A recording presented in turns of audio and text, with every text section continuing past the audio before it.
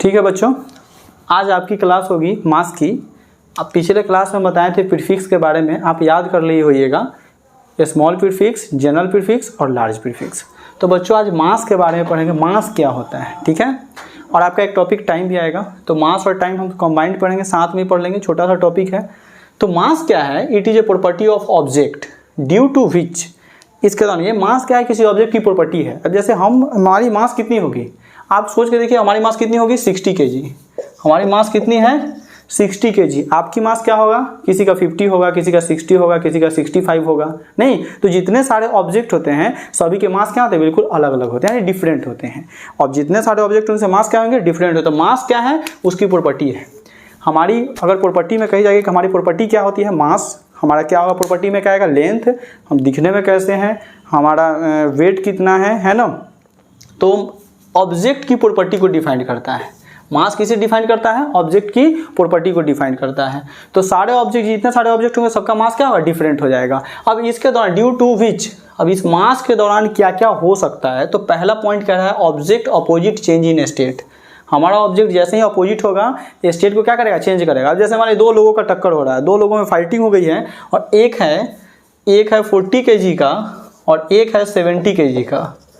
एक पहला जो है वो 70 का, दूसरा क्या है 40 का है। तो क्या करेगा, ये 40 वाला फाइट में इसको क्या करेगा, हरा डालेगा। ये क्या कर जाएगा, हार जाएगा इससे, क्योंकि इसका मास क्या है 40 kg कम है। तो ये क्या करेगा, अपना स्टेट को क्या करेगा, चेंज करेगा। अब ये क्या करेगा, 40 से इसको क्या करेगा, खूब खाएगा, एकदम हट्टा कट्टा बन जाएगा, और इसको क्या करेगा, वो इसको जनरेट करके चला जाएगा 68 के पास में। अब जो फाइट होगा वो इसके टक्कर में होगा, या फिर इसे हरा भी सकता है। तो बच्चा क्या है कि जैसे ही बच्चों ध्यान दीजिएगा कि ऑब्जेक्ट अपोजिट, जैसे ही हमारे ऑब्जेक्ट अपोजिट होगा अपना स्टेट को क्या करेगा, चेंज करेगा। यानी एक का मास ज्यादा होगा तो एक ऑब्जेक्ट का मास क्या होगा, कम होगा। दो ऑब्जेक्ट है, एक का मास ज्यादा तो दूसरा ऑब्जेक्ट का मास क्या होगा, कम हो जाएगा। दूसरा पॉइंट क्या रहा, object attracts to another object. आप स्क्रीनशॉट ले लीजिएगा, क्योंकि लिखते समय ये काफी ज्यादा, इसमें हम कुछ समझा देंगे आपको, तो आप स्क्रीनशॉट ले लीजिएगा, भूलिएगा नहीं। दूसरा पॉइंट है object attracts to another object, mass के कारण। अब देखिए, हल्के ऑब्जेक्ट को आप अपने तरफ क्या करते हैं, अट्रैक्ट कर लेते हैं। कोई 4 kg का ऑब्जेक्ट है, यानी 4 kg का कोई पार्टिकल्स है, और आपका मास कितना 60 kg है, तो आप आसानी से उसे क्या कर लेंगे, उठा लेंगे। लेकिन अगर वही 400 kg का ऑब्जेक्ट रहेगा तो क्या अपने पास अट्रैक्ट कर पाएंगे, नहीं, आप खुद उसके पास चले जाएंगे, है ना। तो दूसरा पॉइंट क्या है, object attracts to another object. Mass ज्यादा होने के कारण किसी ऑब्जेक्ट का मास कम है तो वो एक दूसरे के पास क्या हो जाएगा, अट्रैक्ट हो जाएगा। अगला पॉइंट कह रहा है कि the S unit of mass is क्या कहेंगे, kg। याद कर लीजिए, आपको यूनिट में भी हम पढ़ा चुके हैं, बेस यूनिट में 7 यूनिट में मास का एस यूनिट क्या होता है, kg होता है। तो यहाँ भी एस यूनिट अगर मास का पूछा है तो क्या कहेंगे, kg।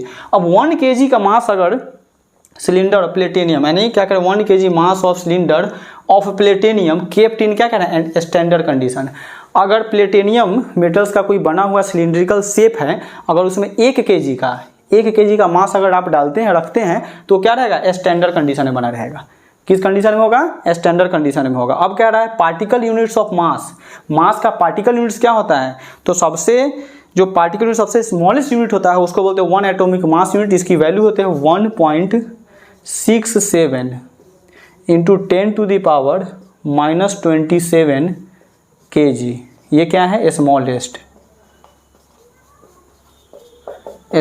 ये क्या है, स्मॉलेस्ट। तो पार्टिकल यूनिट्स में मास का सबसे छोटा यूनिट कौन सा होता है, 1 एटॉमिक मास यूनिट। इसकी वैल्यू है 1.67 इंटू 10⁻⁻27 kg। ये क्या है, स्मॉलेस्ट है। और सबसे बड़ी यूनिट क्या होती है, चंद्रशेखर लिमिट होती है। अब इसकी वैल्यू क्या होती है, 2.8 10⁻30 kg।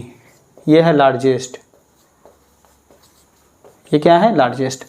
तो चंद्रशेखर लिमिट, मास की सबसे बड़ी यूनिट है, चंद्रशेखर लिमिट है। इसकी वैल्यू होती है 2.8 इंटू 10⁻30 kg। ये लार्जेस्ट यूनिट होती है। तो बच्चों आप यहाँ याद कीजिएगा कि मास के पार्टिकल यूनिट्स में सबसे बड़ा यूनिट कौन सा होता है, चंद्रशेखर लिमिट होती है। इसकी वैल्यू क्या है, 2.8 इंटू 10⁻30 kg। और सबसे स्मॉलेस्ट यूनिट पार्टिकल यूनिट्स में मास का अगर पूछता है तो वो क्या है, 1 एटॉमिक मास यूनिट। इसकी वैल्यू कितनी होती है, 1.67 इंटू 10⁻⁻27 kg।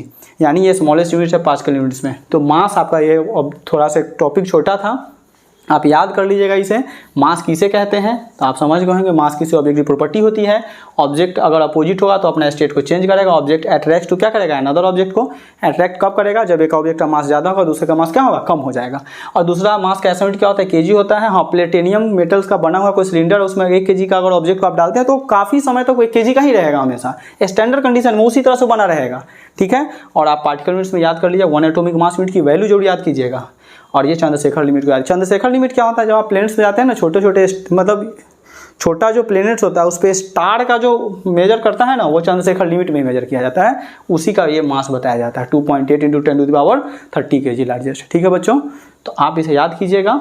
ठीक, अब आपका जो क्लास होगा वो हो जाएगा, क्या होगा, टाइम। हेलो बच्चों, आइए आपकी टॉपिक है टाइम। अब ये टाइम क्या होती है, the concept of time is use to describe order events. For such ordering we use periodic events.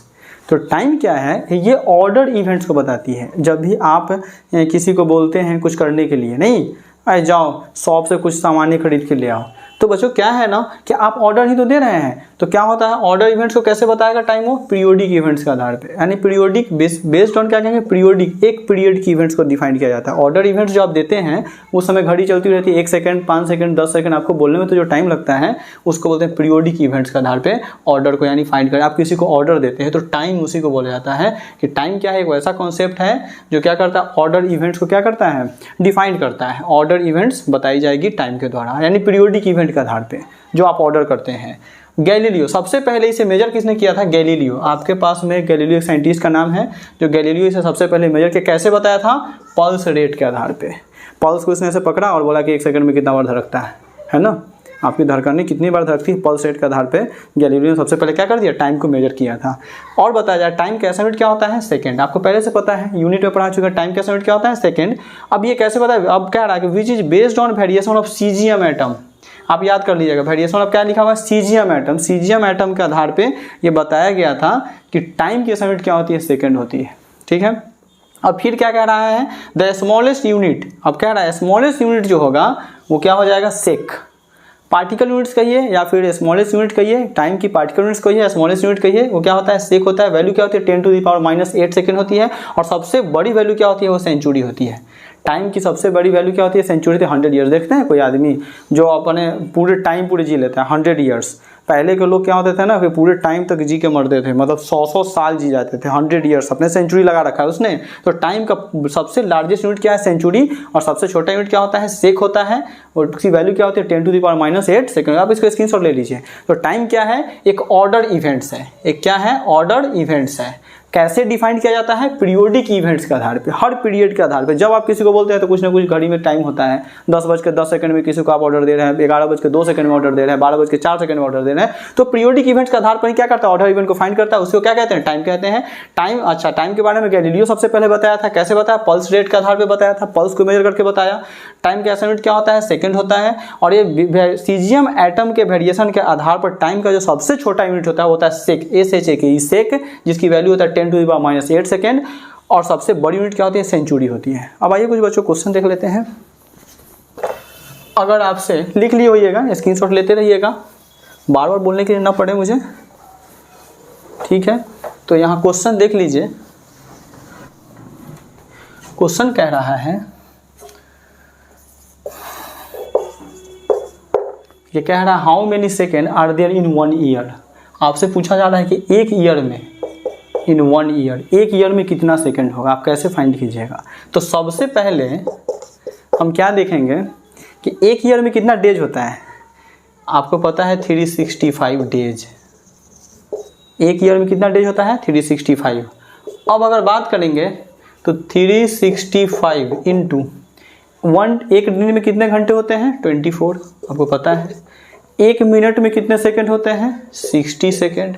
1 our में कितने मिनट होते हैं, 60। ये सबको क्या कर दीजिए, मल्टीप्लाई कर दीजिए। तो 60 इंटू 60 यानी 60 इंटू 60 3600 इंटू 25 24 में गुना कर दीजिएगा, नहीं मल्टीप्लाई कीजिएगा। और फिर से यानी 365। और जब आप इस सबको मल्टीप्लाई कीजिए ना, इंटू कितना, 24।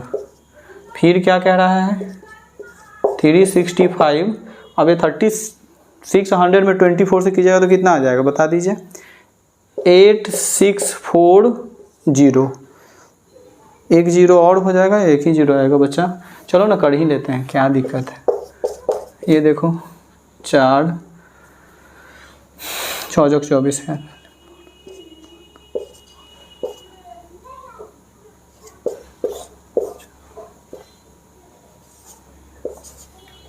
थ्री 64 और कितना है यहाँ पे 00, बालक 1 0 और, ठीक है। मल्टीप्लाई करते रहिएगा आप लोग।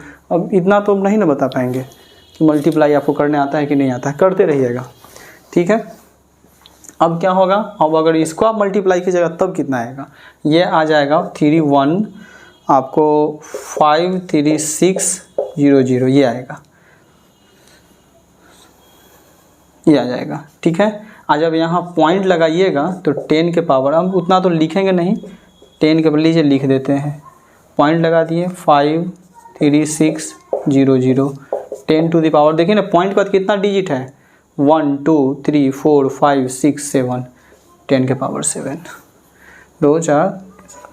तो बच्चों ये आपका जवाब हो जाएगा, इतना सेकंड आएगा। आपसे जो जवाब पूछा गया है कि how many second are there in 1 year, तो एक ईयर में कितना सेकंड, इतना सेकंड होता है। हाँ आप इसको ऐसे भी लिख सकते हैं पाई इंटू 10 के पावर 7, आपका ये भी जवाब होगा। पाई इंटू 10 के पावर क्या कहेंगे 7, इतना सेकंड निकलेगा। इसकी देखो पाई की वैल्यू क्या होती है, पाई की वैल्यू 3.14 और 3.15 है, तो अप्रॉक्स में तो आ ही जाएगा पाई इंटू 10 पावर 7 कहिए, या फिर 3.153600 10 के पावर 7 हो जाएगा। क्योंकि यहाँ जब ये पॉइंट लगेगा तो पॉइंट के बाद कितना डिजिट काउंट करके उसका 10 की पावर में लिख देते हैं। तो बच्चों आप समझ गए होंगे कि अगर आप how many second are there in 1 year, एक ईयर में कितना सेकंड होता है, तो इससे डिफाइन करेंगे। सबसे पहले तो एक ईयर में डेज कितनी होती है वो हम डिफाइन कर लेंगे, 365 इंटू 24 इंटू 60 इंटू 60। क्योंकि ये क्यों किए हैं, क्योंकि एक मिनट में कितना सेकंड होता है 60 सेकंड, 60 मिनट में कितनी आवर होती है 1 आवर होती है।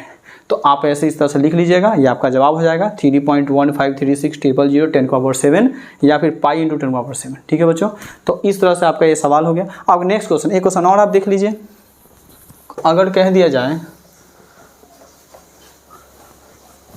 देखिए ना यही चेंज कर देते हैं, हाउ मेनी